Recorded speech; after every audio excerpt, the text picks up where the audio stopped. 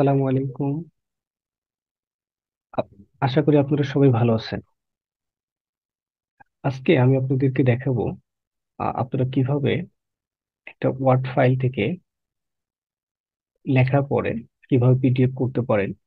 আপনারা হয়তো অনেকে এরকম সমস্যায় পড়েন যে যখন ওয়ার্ড ফাইলে কোনো কিছু লেখেন এবং লেখার পরে সেটা কি করেন, যদি সরাসরি অনলাইন থেকে আপনি পিডিএফ করতে যান তাহলে আপনার বাংলা ফন্টটা ভেঙে যায়। তাহলে সেক্ষেত্রে আপনি একমতো আপনি মন মতো করে ডিজাইন করেছেন, কিন্তু সেটা দেখা গেল কি ভেঙে গিয়ে ভিন্ন রকমের পিডিএফ হলো। আপনি হয়তো 3 পৃষ্ঠা লিখলেন, কিন্তু আপনি পিডিএফ করে হয়ে গেছে 4 পৃষ্ঠা। আপনি যে লেখার ভিতরে যে ছবি বা আপনি গ্রাফ আর টেবিল ব্যবহার করেন সেটা ভেঙে যায়। তাহলে এরকম ক্ষেত্রে আপনি কি করতে পারেন, এরকম ক্ষেত্রে আপনি কিভাবে সহজেই পিডিএফ করতে পারেন বাংলা ফন্টকে, আমি আজকে সেটা দেখিয়ে দিব। তো তাহলে আমরা প্রথমে কি করব, দেখুন আমি এখান থেকে একটা ওয়ার্ড ফাইলে যাচ্ছি। আমার ওয়ার্ড ফাইল থেকে একটা ফাইল আমি সিলেক্ট করলাম। এই ফাইলের ভিতরে দেখুন আমার এখানে বাংলা লেখা আছে। এখানে বাংলা লেখা, আমি এটাকে, এখানে আমার ফন্ট আছে হচ্ছে, এখানে দেখুন এই যে বাংলা লেখা আছে।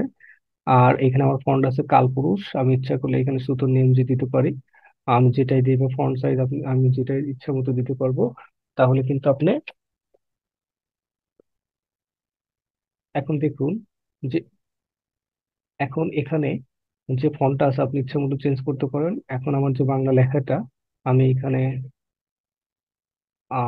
সাইজ ছোট বড় করতে পারি। উম, আপনি চাইলে আপনি ইচ্ছা মতো ছোট বড় করতে পারেন। দেখুন আমি এই পৃষ্ঠাটাকে মনে করুন যে আমি এখানে ফন্টটা একটু বাড়াইলাম, 16 করলাম। তাতে কি দাঁড়ালো, আমার কিছু ছিল, বা আমি এইখান থেকে আমি কন্ট্রোল অলও সিলেক্ট করতে পারি। করে দেন আমি এটার ফন্টটা আমি সবাইকে 16 করে দিলাম, বা আমি ইচ্ছা করলে সবাইকে 14 করে দিলাম। যদি দেওয়ার পর আমার এখানে পেজ হলো কয়টা, আমার এখানে পেজ হয়ে গেছে 4টা। দেখুন 4টা পেজ, আমি 4 নম্বর পেজে এখানে আমার দেওয়া আছে, 4 নম্বর পৃষ্ঠায় আমি চলে এসেছি। এখন এই জায়গাটায় এমন হলো যে আমি এখানে ইনসার্ট থেকে আমি টেবিল যদি অ্যাড করি, আমি সাপোজ এখানে 5টা টেবিল অ্যাড করলাম। আমি এখানে টেবিলগুলো অ্যাড করছি।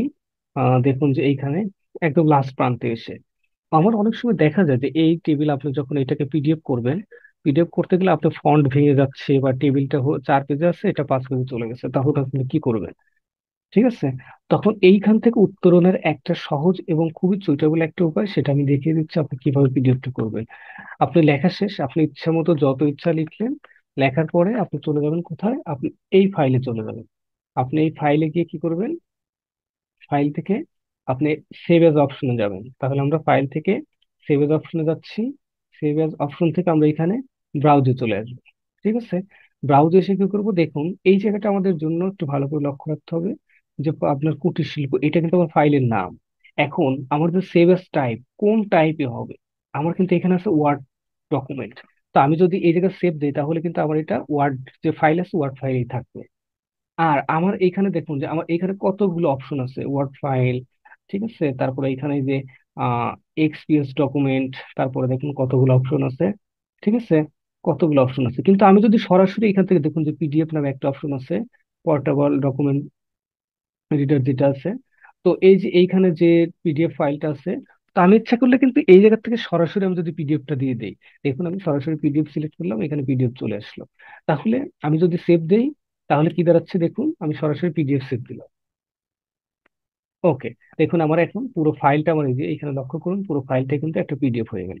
আমার ফন্ট বা আমি যেভাবে 4 পৃষ্ঠা লিখেছিলাম 4 পৃষ্ঠায় থাকলো, আমি যেভাবে লিখেছিলাম দিয়েছিলাম এখানে টেবিল সেভাবেই থাকলো, আমার কিন্তু কোনো চেঞ্জ আসলো না।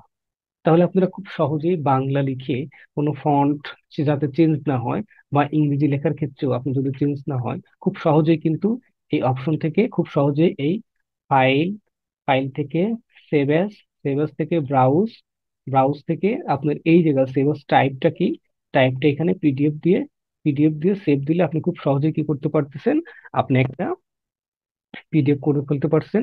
অনেক সময় আপনি অনলাইন থেকে করতে গেলে অনেক সময় আপনি ইন্টারনেট কানেকশন নাও থাকতে পারে, অনেক সমস্যা, বা ইন্টারনেট কানেকশন না থাকতে পারে, আপনি বাইরে আছেন ওই মুহূর্তে আপনার দরকার একটা পিডিএফ, তাহলে কিন্তু আপনি খুব সহজেই উইদাউট ইন্টারনেট কানেকশন ছাড়াই আপনি পিডিএফ করতে পারতেছেন।